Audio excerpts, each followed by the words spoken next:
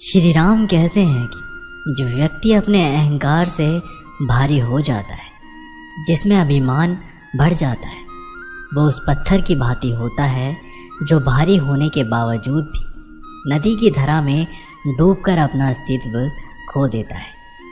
अगर किसी लक्ष्य, खुशियाँ, सफलता की प्राप्ति में लंबा समय लग रहा है, प्रतीक्षा की अवधि अधिक है, तो हो सकता है आपकी अपेक्षा से ज़्यादा आपको मिलने वाला है।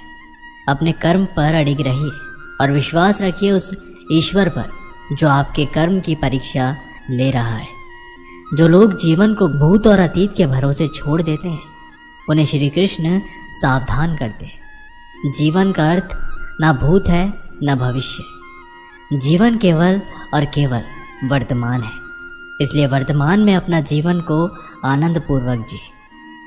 आपको पूरे धैर्य और भगवान पर विश्वास के साथ अपना जीवन निर्वाह करना है। लोग अक्सर सच कहने से बचते हैं या डरते हैं, पर सत्य कभी छुप नहीं सकता और ना ही कभी मिट सकता है। हम कितना भी छुपा लें, पर एक ना एक दिन सच तो उजागर हो ही जाएगा। इसलिए जो बात सच पर आधारित हो, उसे कहने या मानने से कभी डरना नहीं चाहिए। लोग अपने शरीर को सुंदर बनाने में लगे रहते हैं, और आत्मा की सुंदरता शरीर की सुंदरता से कहीं ज़्यादा महत्वपूर्ण है। शरीर तो नश्वर है, मिट्टी से बना है और मिट्टी में ही मिल जाता है, पर आत्मा अमर है। इसलिए आत्मा की सुंदरता पर ध्यान दो। आत्मा की सुंदरता स्वयं को भगवान में लीन करने में मिलती है। जो अज्ञानी व्यक्ति होता है, वो ये गलतफहमी पाल लेता है कि मैं करता हूँ, सभी कार्य मेरे द्वारा किए जा रहे हैं। ऐसे में उसमें अहंकार घर कर लेता है। परंतु सृष्टि में जो भी हो रहा है, सब कुछ भगवान की इच्छा से ही हो रहा है। अज्ञानता के कारण व्यक्ति में जब अहंकार जन्म ले लेता है, तो उसका पतन होना निश्चित है। श्री राम कहते हैं कि कर्मों का फल हमें अवश्य मिलता है। जैसा भी कर्म हमने किए, वैसे ही फल हमें मिलेंगे। आधुनिक होने के चक्कर में इस सत्य को मत भूल जाना।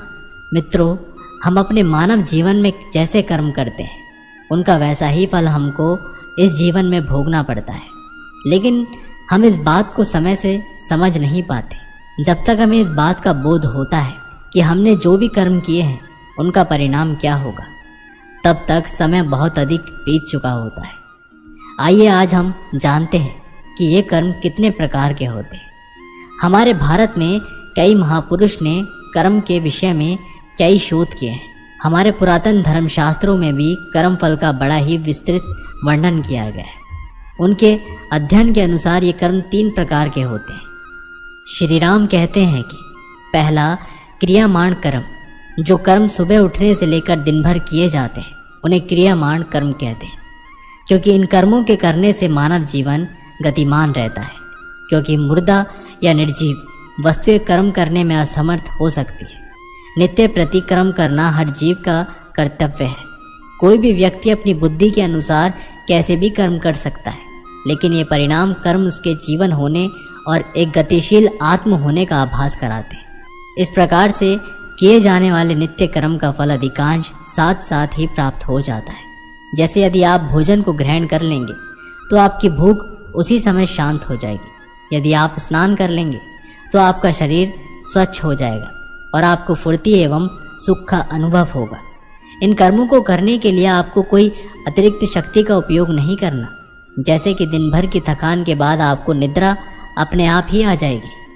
आपकी थकान के उतर जाने पर आप स्वयं ही उठ जाएंगे।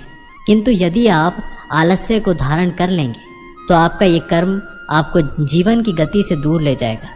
आपको इसके दुष्परिणाम भुगतने पड़ेंगे। इस प्रकार से किए जाने वाले कर्म क्रियामाण कहलाते हैं। श्री राम कहते हैं कि दूसरा कर्म है संचित कर्म। ये बात तो निश्चित हो चुकी है कि आपको कर्म तो करने ही हैं। कुछ ऐसे कर्म भी होते हैं कि जो हम करते तो हैं, लेकिन हमें उस समय ये ज्ञात नहीं हो पाता कि इन कर्मों का परिणाम क्या होगा। इस प्रकार के हम कुछ ऐसे कर्म भी करते हैं जो हमारी सृष्टि से बिल्कुल सही, केवल सटीक होते हैं, किंतु प्रकृति, समाज एवं अन्य प्राणियों के दृष्टिकोण से उचित नहीं होते। हम अक्सर ये सोचते रहते हैं कि हमने जो भी किया है, उसका हमें अच्छा परिणाम ही मिले, लेकिन कई बार ऐसा नहीं होता। और हमें अपने कर्म करने की सोच में परिवर्तन लाना ही होगा। इस प्रकार से कर्म करते हुए कुछ ऐसे कर्म भी होते हैं जो कि हमारे चित्त की अंतर्दशा में जाकर एकत्र हो जाते हैं। साथ ही उन कर्मों का फल भी इतने ही विद्यमान हो जाता है। जब तक हमें अपने इन कर्मों का फल प्राप्त नहीं होता, जब तक वो कर्म हमारे चित्त में भी समाहित रहते हैं। इस प्रकार के कर्मों को संचित कर्म अर्थात संचय कर रखे गए कर्म कहा जाता है। श्री राम कहते हैं कि तीसरा कर्म है प्रारब्ध कर्म। जब हमारे कर्म हमें उस दिशा की ओर ले जाते हैं जहां हमारे कर्म हमें पूर्ण रूप से फल देने को परिपक्व हो चुके हैं, तभी इन कर्मों का फल हमें मिलता है। इस प्रकार के कर्मों को प्रारब्ध कर्म कहा जाता है। इस प्रकार के कर्म हमारे अंतर्गत में लंबे अंतराल के लिए एकत्र रहते हैं।